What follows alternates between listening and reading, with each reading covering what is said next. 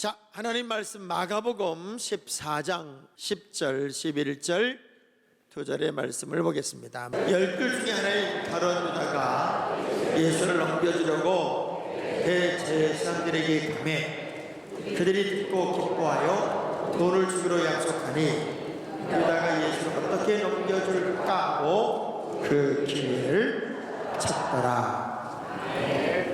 자, 영광의 박수 하나님께 먼저 올리겠습니다. 자, 우리 서로 옆 사람과 인사 나눕니다. 주님의 고난이 나의 고난이고 주님의 부활이 나의 부활입니다.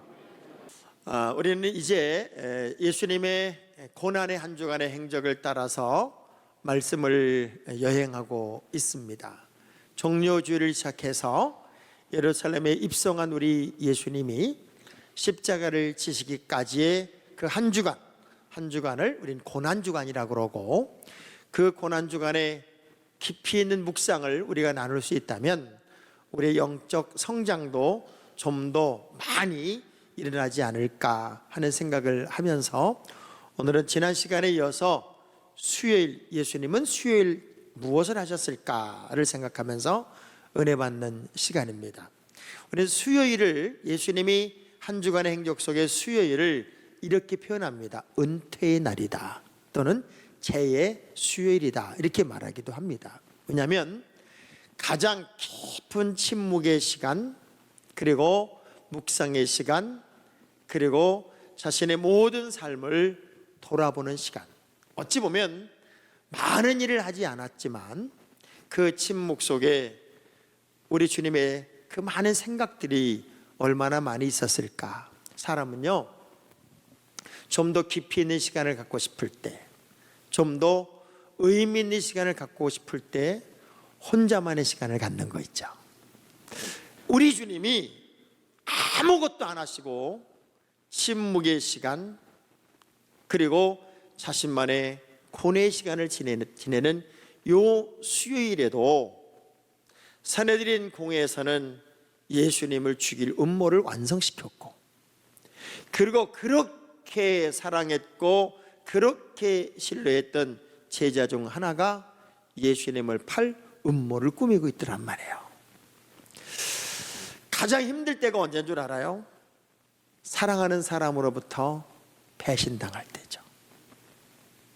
사람이 가장 고통스럽고 가장 아프고 가장 슬플 때는 아꼈던 사람, 더 많이 사랑을 주었던 사람, 더 많이 관심을 기울였던 사람, 나름대로는 가까웠다고 생각했던 사람으로부터 배신을 당하고 배반을 당할 때 참 많이 힘들 것 같아요. 자, 예를 한번 들어볼게요. 다윗은 사울왕을 위해서 모든 노력을 다 기울였어요. 그리고 할 수 있는 자신의 노력을 다 기울여서 승리를 만들어냈고, 그리고 다윗이 사울왕의 악신을 내쫓는 연주도 하고, 하여간 측근에서 노력을 했어요. 그런데 코앞에서 그 사울왕이 자신을 향해 창을 던져요. 그리고 잘못한 거 하나 없어요. 나는 이스라엘 혁혁한 공을 세웠고, 그리고 사울왕을 대신해서 더 많은 일들을 해준 것 뿐이에요. 그런데 집요하게 죽이겠다고 쫓아다닐 때 그는 얼마나 한켠에서는 괴로웠을까. 그러면서 블레셋까지 도망을 갔을 때는요, 사람들이 골리앗을 물리친 걸 아니까 미친 체하고 댕겨서 미친 체하고, 그게 내가 사랑했던 사람으로부터 배신을 당했고 섬겼던 사람으로부터 배신을 당해서 이리저리 쫓겨다니면서 침을 질질 흘리고 미친 척하고 돌아다니는 다윗의 심정이 얼마나 기가 막혔을까. 우리 주님이 가룟 유다의 배신을 알았어요. 모른 게 아니에요. 알았어요. 그리고 내가 어떻게 죽을 것에 대한 것도 다 알고 계셨어요. 정말 중요한 것은 죽음을 생각하고 가장 외로울 때 누군가가 곁에 와서 손 한번 꼭 잡아주고, 그리고 그 고뇌를 위로할 수 있는 사람 한 명만 있어도 사실은 용기가 날 거예요. 여러분 병원에 입원해 본 적 있죠? 병원에 입원해 보면 처음에는 누가 오는 게 귀찮아요. 나도 병원에서 수술을 한 3번 정도 해보고 병원에 며칠씩 입원해 보니까 처음에는 누가 온다 그러면 괜히 좀 민폐를 끼치는 것 같고, 또 누가 오면은 좀 부끄러움도 있고 너무 아프니까 귀찮기도 하고 그러더라고요. 그런데 그 병원에 누워서 한 사흘쯤 지나면서 회복이 되는 시점에서는 정말 되게 그립다. 사람이 누가 와줬으면 좋겠어. 그렇게 지루할 수가 없는 거예요. 근데 누가 와주면 그렇게 고맙고 그렇게 행복하고 그렇게 감사해. 근데 올 때 또 맛있는 걸 사와. 근데 환자는 나는 못 먹어. 자기들이 다 먹고 가. 그런데도 그렇게 와주는 게 고마워. 자, 우리 주님 곁에는 지금 아무도 없습니다. 어쩌면 무거운 침묵과 고뇌의 시간만이 흐르고 있어요. 그러나 또 다른 한편에서 보면은 우리 주님에게 있어서는 가장 진지하고 가장 깊은 시간이 아니었을까. 우리가 살아가다 보면 너무 힘들고 어렵고 그리고 정신을 놓을 만큼 고통스러운 시간이 온다면 가끔은 딱 멈추고 여러분만의 깊은 묵상의 시간, 여러분만의 깊은 기도의 시간을 한 번쯤은 가져볼 필요가 있습니다. 주님의 깊은 묵상의 시간에 이런 생각을 했을 거예요. 무너진 교회, 잎만 무성한 나무 같은 사람들, 하나님의 뜻과는 정반대로 가고 있는 그들, 그리고 가론의 배반을 인지하고 마음 한켠에 구멍이 뻥 난 것 같은 배신감, 깊은 묵상에 많은 것들이 지나가지만 또 한켠에서는 아프지만 이런 희망은 있었을 거예요.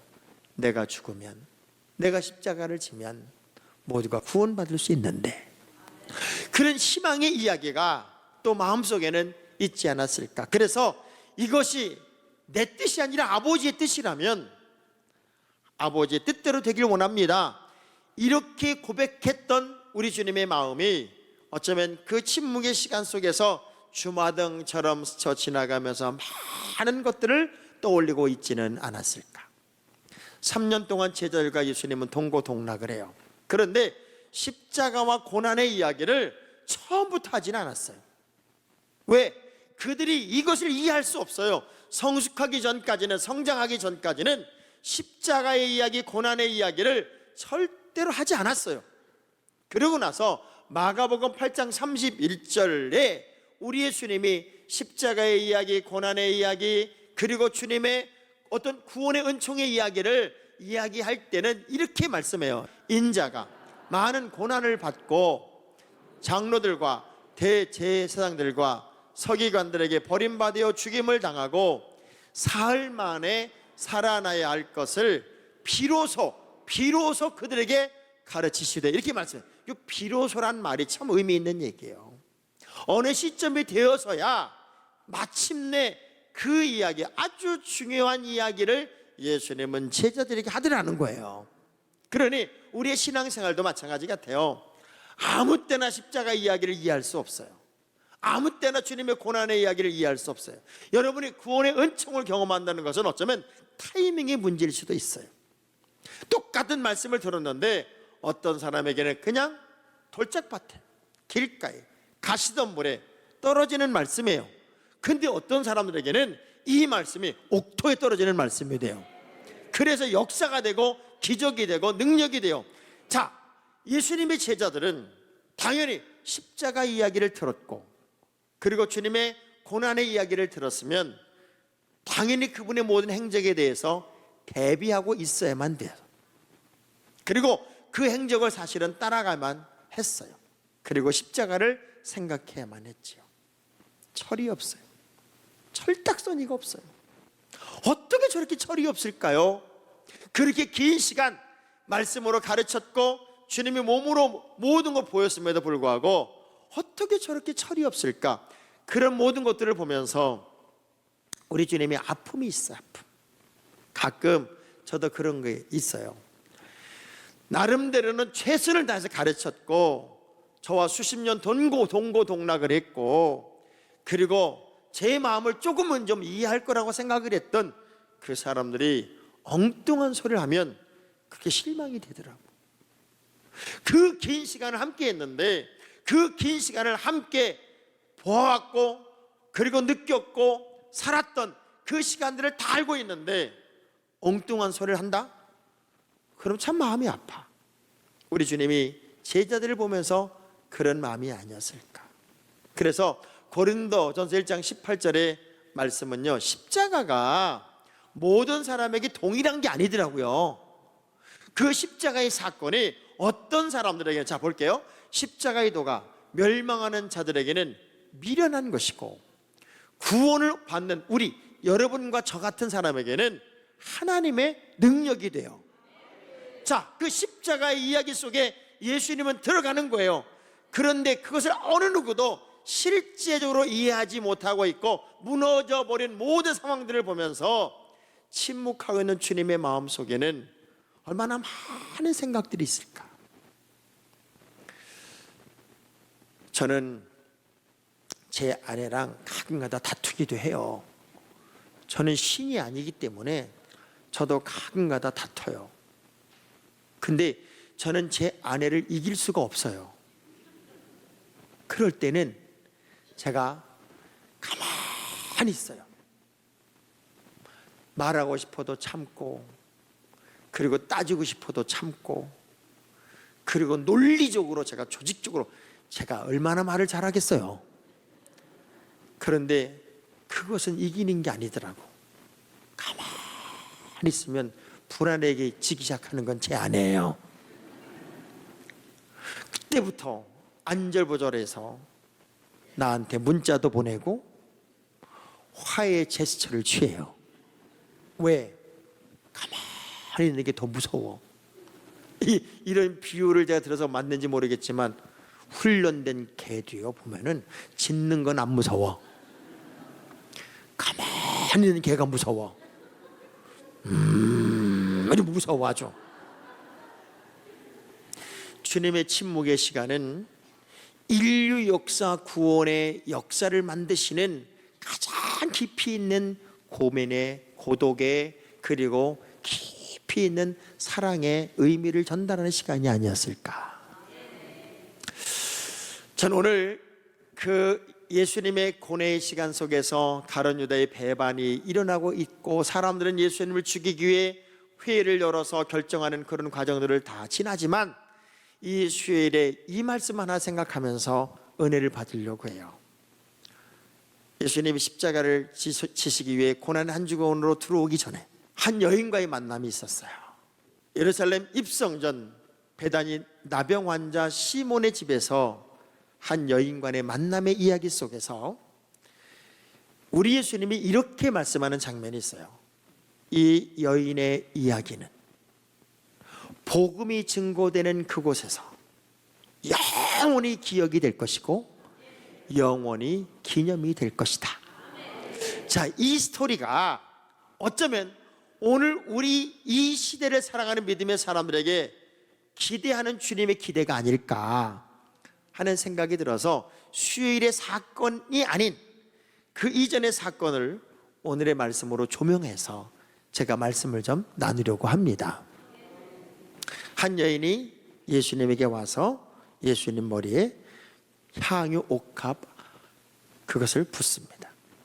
그 예수님에게 그 향유를 붓는 그 장면을 보고 제자들이 분개합니다. 뭐라고 화를 내냐면, 너 미쳤냐? 그게 얼마나 비싼 건데, 그게 얼마나 엄청난 건데 그걸 그렇게 한꺼번에 낭비하고 한꺼번에 허비하는 거야. 그거 팔아서 가난한 사람들에게 나눠줬으면 비싸게도 받았을 것이고, 그리고 가난한 사람 나눠줬으면 얼마나 위대한 일을 하는 건데 그렇게 낭비하고 그렇게 허비하는 게 말이 돼? 그리고 제자들이 화를 냈다, 분개했다는 말이 있어요. 솔직히 여러분 지금 대답 잘 하셔야 돼요. 화낼 일이에요? 화를 내지 않을 일이에요? 아니, 상식적으로 화가 나요 안 나요? 자, 옳고 그름의 문제, 맞고 그름의 문제를 따지는 사람들에게 있어서 이 여인의 행동은 굉장히 화나는 일이에요. 그리고 엄청나게 바보 같은 짓이에요. 왜? 저것을 저렇게밖에 못 쓰지? 왜 저렇게밖에 안 쓰지?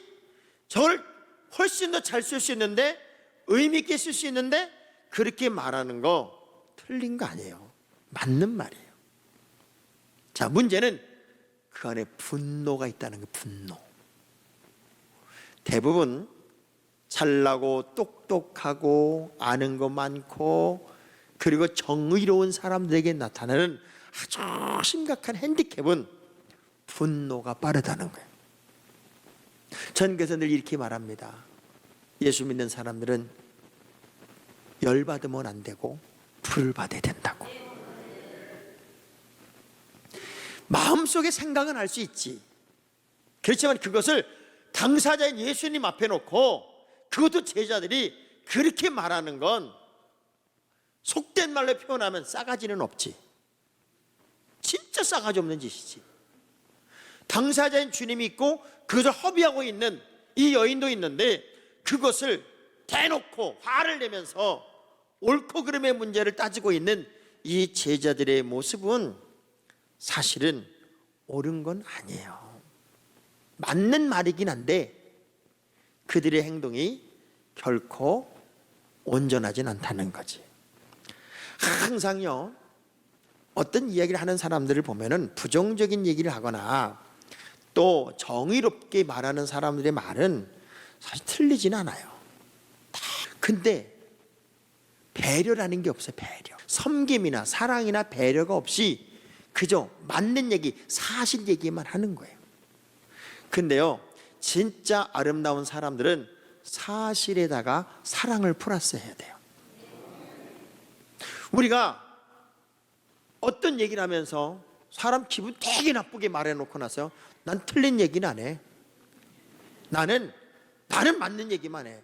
맞아요. 맞는 얘기예요. 자, 우리 옆 사람 쳐다보면서 어떻게 이렇게 못생겼어요? 틀린 얘기는 아니야. 나 맞는 얘기야. 그렇지만 그 얘기를 듣는 우리는 기분이 나쁠까요? 기분이 좋을까요? 기분 되게 나쁘지. 왜 내 얼굴이 배기 싫다고 얘기해요? 그럼 옆 사람 뭐래? 내가 뭐 틀린 얘기 했어요? 나는요 본대로 얘기해요. 나는 맞는 얘기만 해요. 그게 얼마나 얄밉냐고요. 제자들이 지금 그 짓을 하고 있어요. 근데 참 신기한 건요, 항상 계산이 빠른 사람들이 옳지도 않아. 오병이어 기적의 현장에서 요한복음 6장 7절의 말씀을 보면요, 빌립이 지금 이 사람들에게 먹을 것을 주라 하는 얘기를 딱 예수님이 하자마자 탁 받아치는 말이에요. 시작. 빌립이 대답하되 각 사람으로 조금씩 받게 할지라도 200데나리의 떡이 부족합니다. 이거요 안 돼요. 돈 가지고도 안 되고요. 틀린 얘기 아니라니까요. 그런데 예수님의 역사의 이야기 속에서 이 사람의 이야기는 결국은 틀린 얘기가 돼요. 그래서 디모데전서 2장 8절에 우리 믿음의 사람들을 향하여 주신 특별한 말씀이 뭐냐면, 그러므로 각처에서 남자들이 분노와 다툼이 없이 거룩한 손을 들어 기도하기를 원하노라. 우리는요 말이 빨라도 안 되고 분노해도 안 되고 그냥 늘 손 들고 기도하는 참 믿음의 사람이 됐으면 좋겠다. 자, 근데 이 여인의 이야기를 놓고 막 설왕설래할 때 우리 예수님이 대뜸 이렇게 말해요. 아니, 이 여인은 나에게 정말 좋은 일을 했다. 너희들이 지금 막 분개하고 있지만 이 여자는 나에게 정말 좋은 일을 했어. 무엇을 한 줄 아니? 내 장례를 준비했단다. 그냥 한 방에 딱 철퇴를 쳐버리고 뭐라고 그래요? 복음이 증거되는 곳에서는 이 여인의 행위를 기념하리라. 야, 저는요 오늘 이 자리에 참여한 여러분들이 어차피 한 시대를 살아가면서 복음이 증거될 때마다, 예수님의 이야기가 증거될 때마다 기념이 될 만한 믿음 생활이 여러분의 신앙생활이었으면 좋겠어요. 얼마나 멋질까요? 수년을 같이 다녔는데도 불구하고 여전히 제자들은 예수님의 마음을 몰라요. 그저 자기식으로 사는 거야. 얼마나 많은 시간 여러분이 예수를 믿었고 교회를 다녔어요. 그런데 정말 주님의 마음을 우리가 얼마나 많이 알겠냐는 거예요. 나는 내 식으로 말하고 주님은 주님의 식으로 말하고 있다. 이게 좁혀져야 되는데 갭이 늘 벌어지고 있는 게 문제더란 말이에요. 저는 고린도에서 바울의 이야기를 이렇게 보다가 하고 무릎을 친 사건 하나를 발견했어요. 그게 뭐냐면 스데바나의 집이라는 곳에 바울이 스데바나의 집을 이야기하면서 이렇게 말합니다. 저 스데바나의 집은 아가야의 첫 열매다. 쉽게 말하면 아가야 지방, 고린도의 첫 열매다. 그런데 이 사람의 특성이 뭐냐면 성도들을 섬기기로 작정한 사람의 가정이고, 그리고 성도들의 부족을 채우기로 작정한 가정이고, 이 사람의 가정은 사람들의 마음을 시원하게 해줄 만큼의 특별한 사람이다. 그래서 이 사람을 뭐하라고 그러냐면 알아줘라 그래. 알아줘라. 자, 한번 고린도전 16장 18절의 말씀을 볼게요. 시작. 그들이 나와 너희 마음을 시원하게 하였으니 그러므로 너희는 이런 사람들을 알아줘라. 쉽게 말하면 기억해줘라, 기념해줘라. 어떤 사람들? 신앙생활에서 누군가를 시원하게 해주고 누군가의 부족을 채워주고, 그리고 섬기기로 작정을 해서 그냥 군림하는 게 아니라 섬김이 몸에 배어 있어서 어떻게 이렇게 잘 섬기는지 몰라요. 우리 옆 사람 쳐다보면서 꼭 집사님 얘기하는 것 같지 않아요? 라고 한번 물어봐봐요. 어떻게 이렇게 섬기기도 잘하고, 어떻게 그렇게 부족을 채워주기도 잘하고, 어떻게 그렇게 사람들에게 기쁨이 되는지, 이런 사람, 이 사람 스데바나의 집을 알아주라는 거예요. 마치 한 여인의 스토리가 복음이 증거될 때 영원히 기억되는 인물이 되는 것처럼, 전 여러분의 일생에서 예수를 만나고 하나님의 자녀로 살아가면서 그저 잊을 수 없는 기억되는 특별한 한 명이 여러분이었으면 좋겠어요. 우리 악수하면서 이렇게 인사하면, 나는 당신을 잊을 수가 없습니다. 나는 당신을 잊을 수가 없습니다.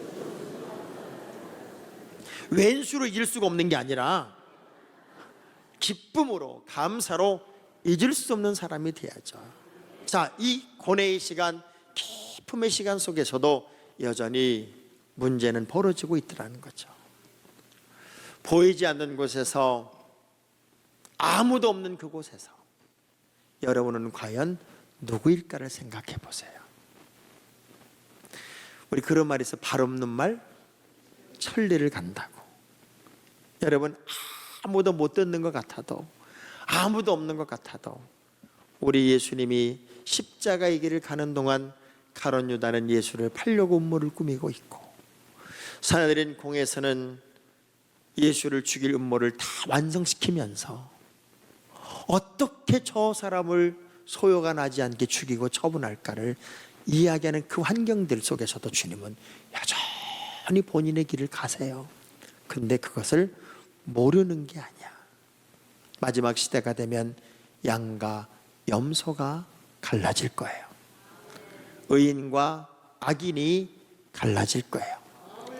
순종의 사람과 불순종의 사람이 갈라질 거예요. 버려지는 사람과 세워지는 사람이 분명히 있을 거예요. 한 여인의 스토리를 우리가 지나가면서 이렇게 나눴지만 전 여러분이요, 꼭 기억되는 한 명이었으면 좋겠고요, 이 방송과 함께하는 모든 분들도 기억되는 그 한 명의 신앙생활을 위해서 자기 관리를 잘하는 지혜자가 되었으면 좋겠습니다. 제가 오늘 말씀을 마무리하면서 세 가지 아주 중요한 명제를 여러분과 함께 나누고 싶어요. 따라합시다. 예수 사랑을 최고의 가치로 표현합시다. 내가 우리 주님을 사랑하는 것을 최고의 가치로 여기자. 마치 옥합을 깬 여인처럼 그 옥합을 최고의 가치를 주님께 드리는 것처럼 내 인생의 최고의 가치를 예수 사랑에 두자. 두 번째, 세상의 판단을 따르지 마라. 제자들의 말은 옳을 수 있어요. 그러나 주님의 생각과는 달라요. 그들이 말하는 게 정의로울 것 같아요. 그런데 주님은 다른 생각을 갖고 계셨어요. 그래서 세상의 판단을 따르지 말자.